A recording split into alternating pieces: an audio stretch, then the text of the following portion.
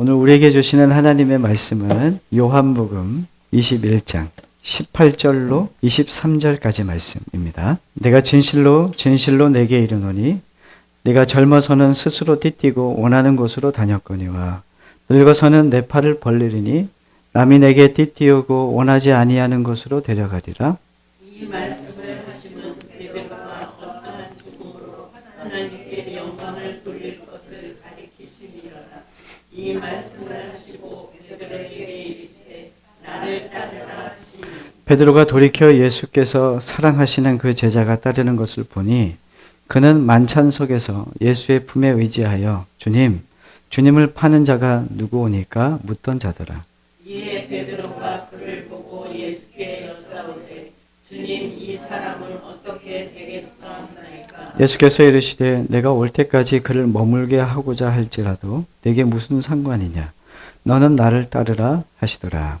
이 말씀이 형제들에게 나가서 그 제자는 죽지 아니하겠다 하였으나 예수의 말씀은 그가 죽지 않겠다 하신 것이 아니라 내가 올 때까지 그를 머물게 하고자 할지라도 내게 무슨 상관이냐 하신 것이로라. 아멘. 할렐루야. 자, 너는 나를 따르라 라는 주제로 말씀을 전합니다.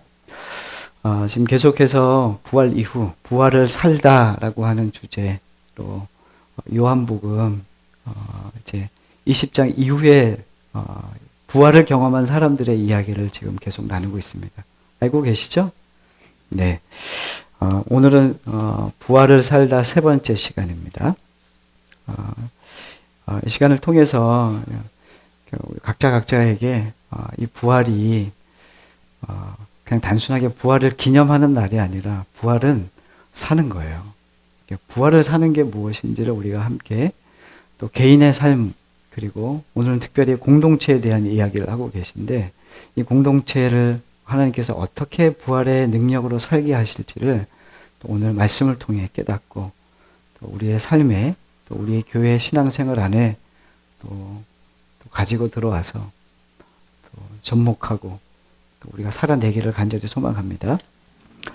자, 지난 주간 저희 아이가 인생의 첫 공식 시험을 치렀습니다.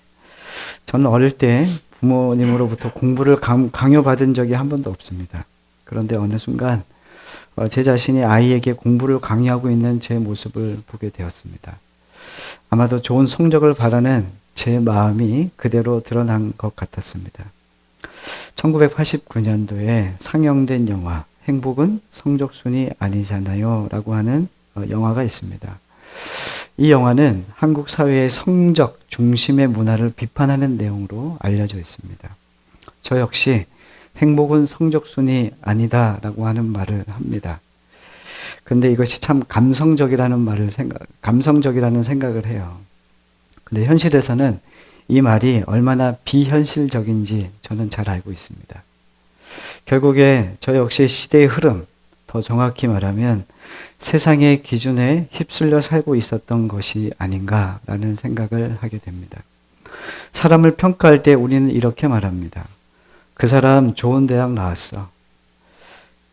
그 사람 괜찮은 회사 다니고 있어. 이 말 속에는 이미 기준이 들어 있습니다. 행복은 성적이라는 기준입니다. 이제 아이들의 첫 성적표가 나오면 서로를 성적으로 평가할 것이고 사람을 계급화하기 시작할 것입니다. 저는 신학교에 가서도 늘 비교했습니다. 누가 공부를 더 잘하는지, 누가 설교를 더 잘하는지, 나는 그중 몇 등인지, 목회를 하면서도 여전히 이러한 비교를 가지고 살아가고 있습니다. 우리 교회는 이 지역의 몇 번째 큰 교회인가요? 왜 우리는 외진 곳에 있습니까? 우리 교회는 홍보가 잘 되고 있나요? 겉으로는 내가 잘하고 있나를 고민하는 것 같지만 실제로는 다른 사람보다라는 이 기준이 더 강하게 우리 안에 자리 잡고 있다는 것을 생각하게 됩니다. 인간은 본능적으로 비교를 통해 자신의 위치를 인식하는 경향이 있습니다. 저의 목회 동기 역시 많은 경우 비교에서 비롯되었습니다. 세상과 경쟁하는 것이 아니라 교회와 경쟁했습니다. 어떻게 하면 다른 교회보다 더 나은 교회가 될 수 있을까?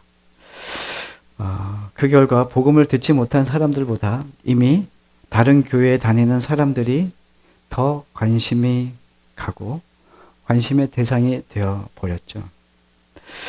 저도 모르게 다들 그렇게 하니까 나도 그렇게 하는 게 맞지라는 저의 자기 합리화를 하는 경우가 많았던 것을 생각하게 됩니다.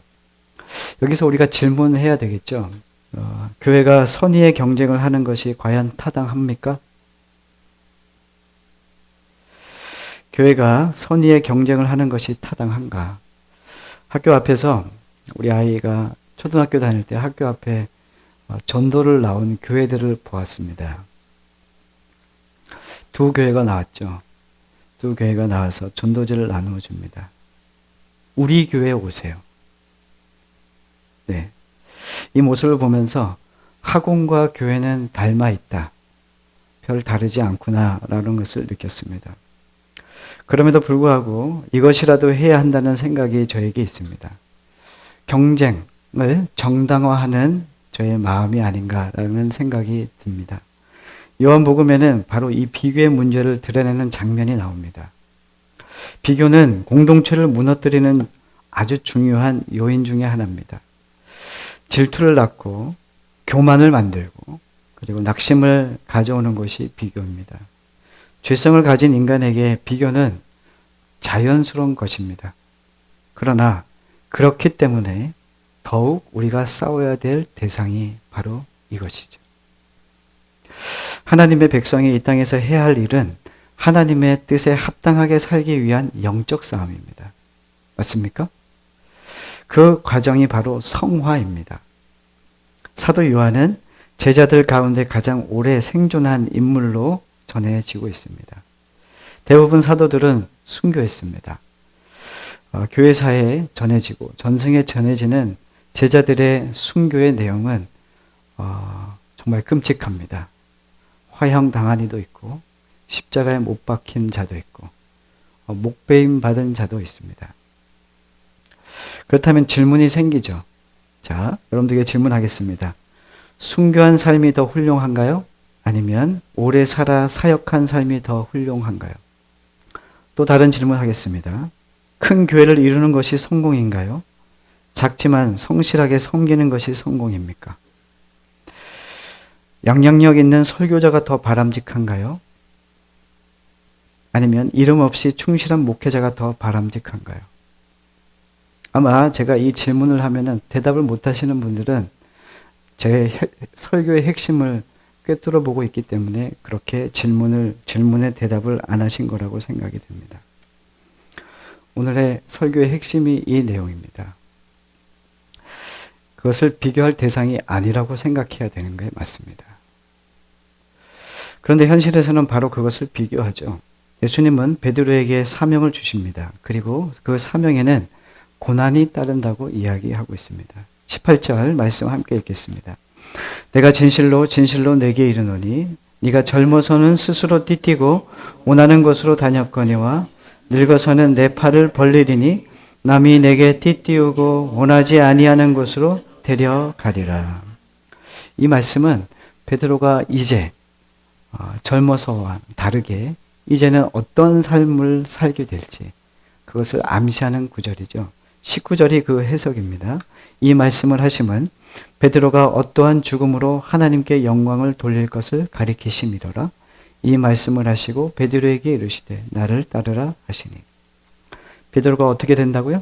어떠한 죽음으로 하나님께 영광을 돌릴지를 이야기하고 있습니다. 우리는 베드로의 미래를 알고 있지만 베드로는 이 당시에 자신의 미래가 이렇게 된다는 것에 대해서 어떻게 받아들였을까요? 우리는 베드로를 박수 쳐주지만 정작 베드로는 자신의 삶에 예수님께서 말씀하시며 베드로가 어떠한 죽음으로 하나님께 영광을 돌릴지에 대한 이야기를 들었을 때 그는 기뻐함으로 이것을 받아들였을까요? 아마도 좀 놀라지 않았을까라고 하는 생각을 하게 됩니다. 우리는 주님께 축복받는다면 좋습니다. 그런데 여러분들의 죽음이 영광이 된다면 여러분들이 어떤 죽음으로 살아가게 될지, 어떻게 죽을지에 대하여 예수님이 여러분들에게 말씀하실 때 여러분들은 기쁘게 그 죽음을 받아들이고 그 영광의 길을 걸어가시겠습니까? 자, 그리고 베드로가 요한을, 자신의 뒤에 있던 요한을 보고 이렇게 묻습니다. 우리 20절부터 21절까지 함께 읽겠습니다. 시작. 베드로가 돌이켜 예수께서 사랑하시는 그 제자가 따르는 것을 보니 그는 만천석에서 예수의 품에 의지하여 주님을 파는 자가 누구오니까 묻던 자더라. 이에 베드로가 그를 보고 예수께 여짜오되 주님, 이 사람은 어떻게 되겠사옵나이까? 베드로가 주님의 말씀을 듣고 난 다음에 뒤를 보니 예수님의 사랑하는 제자가 있습니다. 누굽니까? 요한이었습니다. 요한을 보고 이렇게 예수님께 묻죠. 주님, 이 사람은 어떻게 되겠습니까? 라고 하는 질문을 합니다. 또 베드로는 나는 고난받는데 이 사람은 어떻게 됩니까? 라고 하는 질문을 하지 않았을까? 라고 하는 추측이 되고, 나는 순교하는데 이 사람도 순교합니까? 라고 하는 질문에 어떤 의도를 가지고 이야기한 내용으로 볼 수도 있을 것 같고, 아니면 주님, 저에게 특별히 이렇게 얘기하신 것은 저는 이 사람보다 더 나은 사람이죠 라고 하는 생각을 가지고 이야기했을 수도 있다라는 생각이 듭니다. 근데 정확한 의도는 나와 있지는 않습니다. 성경은 베드로의 내면, 이 동기를 명확히 설명하지는 않지만, 그러나 분명한 것은 베드로의 마음 가운데 비교의 시선이 있었다는 것은 알 수가 있습니다. 그래서 예수님은 아주 단호하게 이야기하죠. 22절 말씀 함께 읽겠습니다. 예수께서 이르시되 내가 올 때까지 그를 머물게 하고자 할지라도 네게 무슨 상관이냐? 너는 나를 따르라 하시더라. 핵심은 이것이죠. 그 사람이 내게 무슨 상관이냐? 다시 말하면 그의 인생은 네 영역이 아니다 라고 하는 말씀이죠. 동시에 너의 영역은 뭐다고요? 나를 따르는 것이다. 이렇게 얘기하는 것이죠. 베드로의 길이 있고 요한의 길이 있습니다. 베드로는 순교했고 요한은 반모성에 유배되어서 오랫동안 거기에 생존했습니다. 그래서 요한계시록까지 쓰게 되죠. 하나님은 각 사람에게 다른 사명과 삶의 경로를 다르게 허락해 주십니다. 어떠한 사람은 부유하게 살 수도 있습니다. 어떤 사람은 가난하게 살 수 있습니다. 어떤 사람은 유명하게 살 수도 있고요. 어떤 사람은 이름 없이 살아갈 수도 있습니다. 그것은 우리의 영역이 아니라는 것입니다. 자, 우리의 영역은 단 하나입니다. 뭘까요? 주님을 따르는 것입니다. 사도 바울은 그런 같은 맥락에서 그의 후임이었던 디모데에게, 젊은 목회자였던 디모데에게 이렇게 이야기합니다. 자, 우리가 그 말씀을 좀 찾아볼까요? 디모데 후서입니다. 2장 20절, 21절. 다 찾으셨죠? 함께 읽겠습니다. 시작. 큰 집에는 금그릇과 은그릇뿐 아니라 나무그릇과 질그릇도 있어 귀하게 쓰는 것도 있고 천하게 쓰는 것도 있다니, 그러므로 누구든지 이런 것에서 자기를 깨끗하게 하면 귀히 쓰는 그릇이 되어 거룩하고 주인이 쓰심에 합당하며 모든 선한 일에 준비함이 되리라. 아멘. 하나님은 다양한 그릇을 사용하십니다. 중요한 것은 뭘까요? 깨끗함입니다. 깨끗함을 준비하는 것이죠. 금그릇이냐, 나무그릇이냐, 질그릇이냐, 이것이 중요한 것이 아니라 깨끗한 그릇이냐가 중요한 것을 성경은 이야기하고 있습니다. 그때 주인 되신 주님께서 합당하게 쓰실 겁니다. 저 역시 비교 속에 저는 살아가는 것 같아요. 지금의 삶에 감사할 수 있는데 어느 순간에는 감사를 하다가 비교를 하면은 갑자기 불편하고 불행이 제 마음 가운데 오는 것을 느낍니다. 비교는 사람의 만족을 파괴하는 요인이 됩니다. 비교는 사람을 교만하게 만들기도 하고 낙심하게 만들기도 합니다.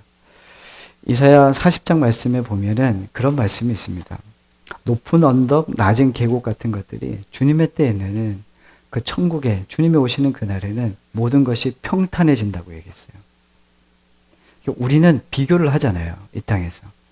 누가 높냐 낮냐를 비교하고 낮으면은 어떤 그런 자신의 어떤 부족함 어떤 그런 마음 가운데 좀 쪼그려 있는 모습이고 또 언덕같이 높아 있는 자신을 보면 어떤 마음이 듭니까?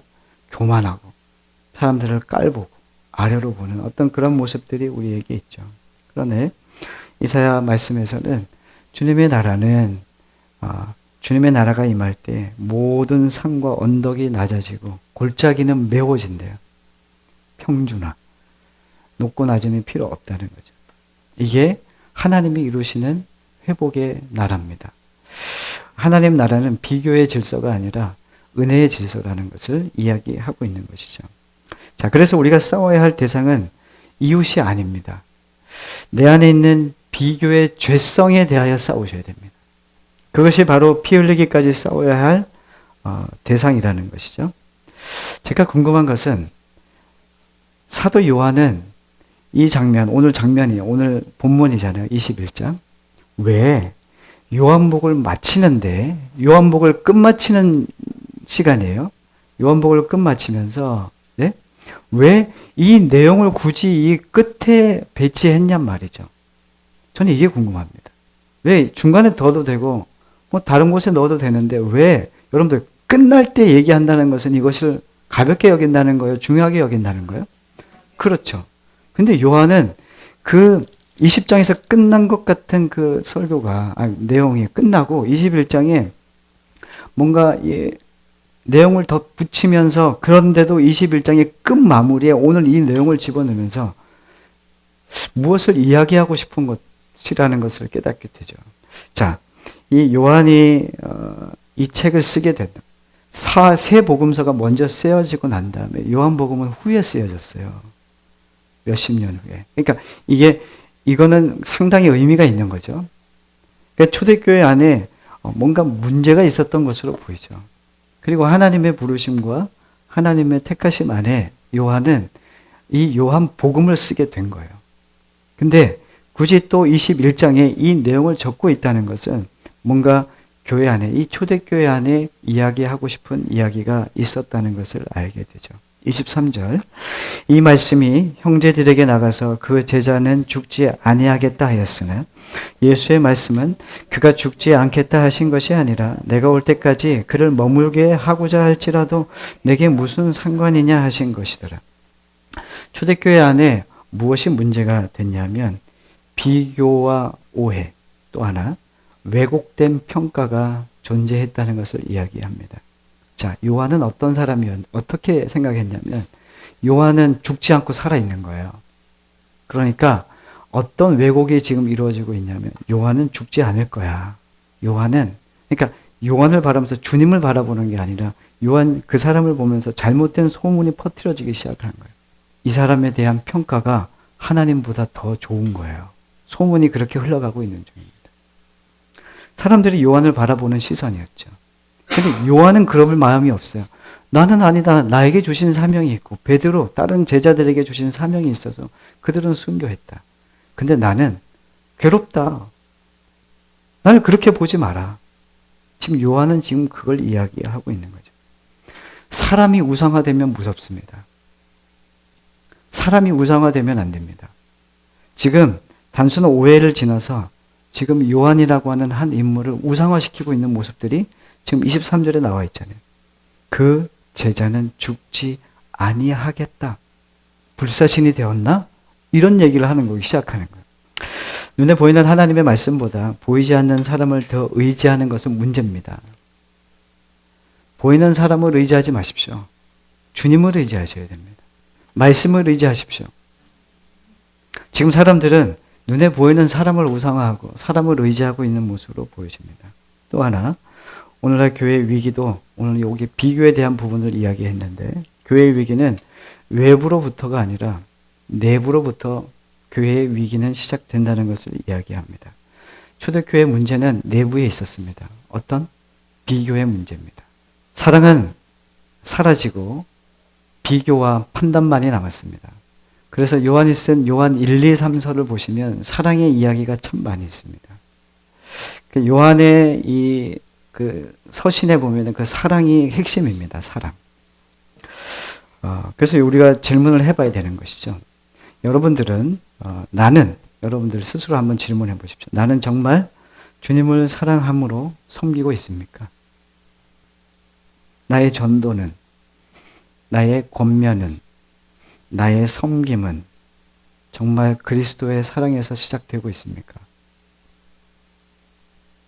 그 사랑은 그 사람을 살리는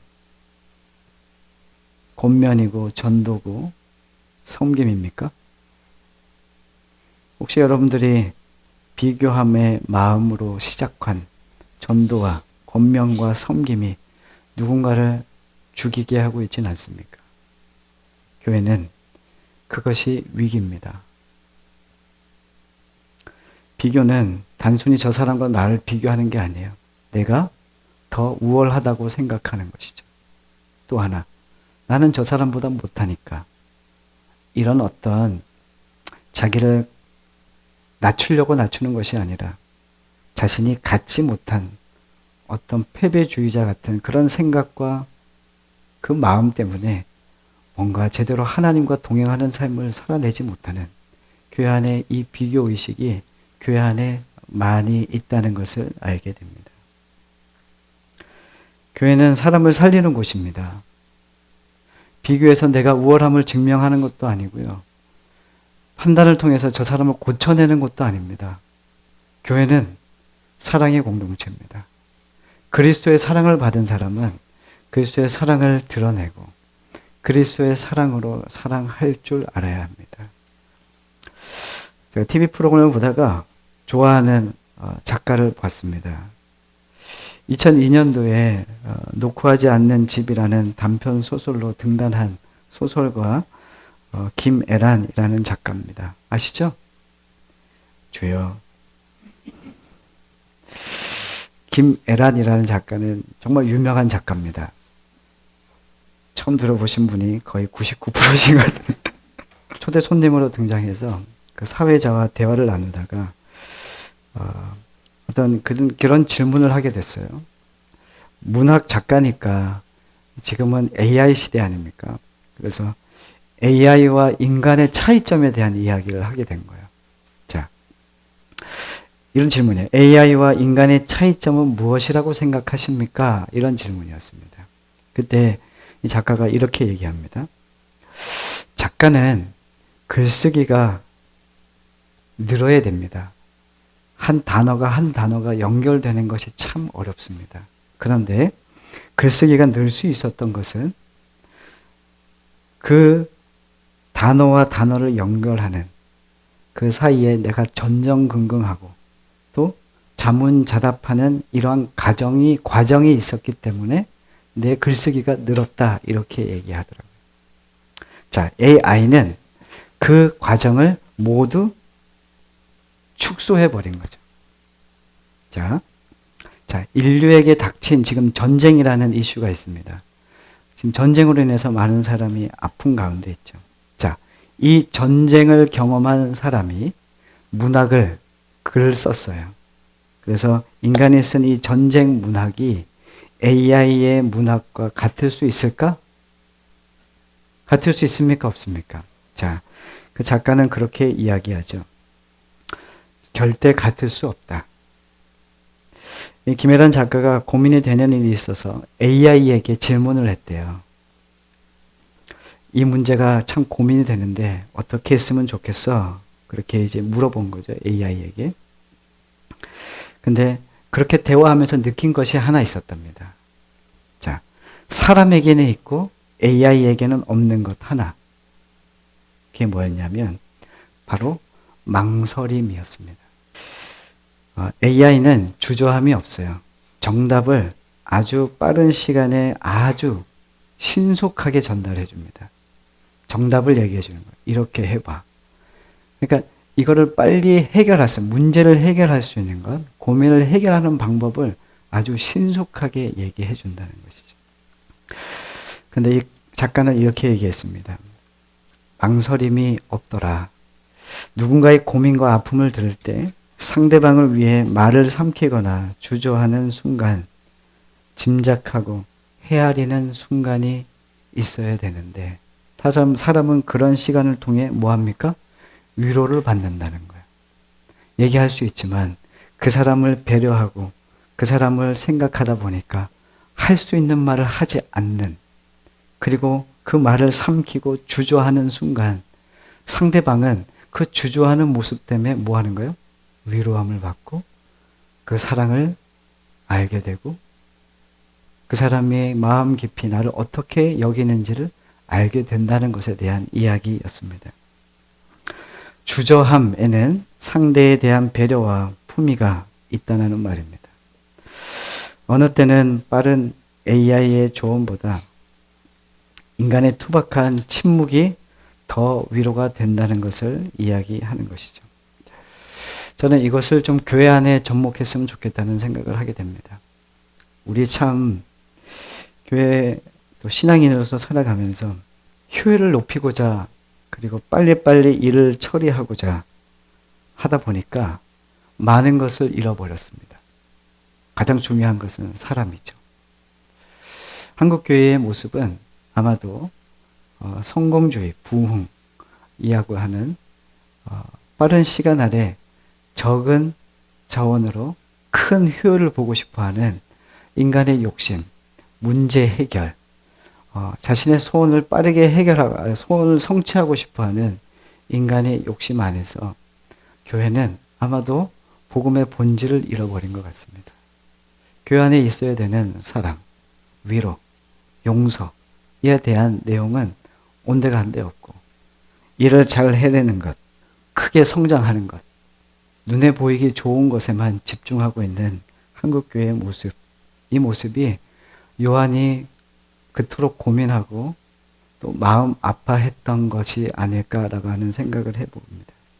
복음의 본질은 사랑과 회복입니다. 한 영혼이 하나님 안에 회복되어 그리스도인답게 살아가는 것. 저희 목회의 가장 중요한 부분입니다. 한 영혼이 주님께 돌아와서 주님 안에서 살아가고 주의 말씀을 상고하고 날마다 자신을 십자가 앞에 세우는 그 삶을, 그 사람을 세워가는 것이 저희 목회입니다.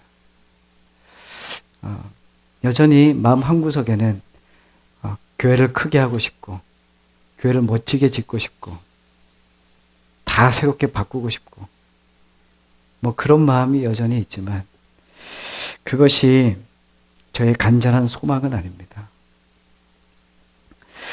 비교를 미워하지 마십시오. 여러분들이 전도하는 것, 그 다음에 여러분들이 사람에 대하여 관심을 갖는 것, 또 한 영혼에 대하여 권면을 하는 것, 그것을 여러분들이 어떠한 심령과 마음으로 하는지가 매우 중요합니다. 여러분들은 어떤 그 사람보다 낫지 않습니다. 우리는 누구보다 더 나은 존재는 아닙니다. 우리는 주님 앞에 모두 죄인입니다. 주님께서 우리에게 은혜로 죄의 자리에서 우리를 구원해 주셨습니다. 은혜로 여기 있는 거예요. 근데 여러분들이 누군가를 가르치듯 판단하듯 그렇게 여러분들이 한다면 그 영혼이 주님께 돌아올 수 있겠습니까? 그 영혼은 주님과 더 멀어질 것입니다. 왜요? 주님께 배우는 것이 아니기 때문입니다. 우리는 날마다 주님께 배워야 됩니다. 사람은 서로 사랑하는 것만 해야 됩니다. 그리고 가르치지 않습니다. 서로를 판단하지 않습니다. 비교하지 않고요. 오로지 나는 저 사람과 함께 사랑하겠다라고 하는 이 결정과 또 이 마음으로 교회 안에 함께 연합한다면 주님이 주시는 아름다운 열매들이 우리 안에도 있게 될 줄 믿습니다. 그래서 여러분들 낙심하지 마십시오. 그리고 두려워하지도 마시고 사역도 인생도 다 누구의 손에 있냐면 하나님 손에 있습니다. 다른 사람보다 낫다고 교만하지도 마십시오. 다른 사람을 부러워하며 위축되지도 마십시오. 주님의 명령은 단 하나입니다. 뭐라고요? 너는 나를 따르라. 여러분들은 주님을 따르셔야 됩니다. 여러분들의 사명은 이거 하나입니다. 난 저 사람보다 주님을 잘 따르고 있어 라고 하는 생각은 버리십시오. 난 저 사람보다 잘 못하고 있나 그런 생각도 버리십시오. 그저 주님을 따르는 것. 그저 주님을 사랑하고 주님을 따라가는 삶. 그것은 그리스도의 사랑에서 시작되는 삶이고요. 그 사랑으로 우리는 그 믿음의 길이 연결될 줄 믿습니다. 그것이 교회고 그것이 그리스도인입니다. 오늘 그 삶을 세상 가운데 빼앗기지 않는 우리는 교회 모든 성도들이 되시기를 간절히 원합니다.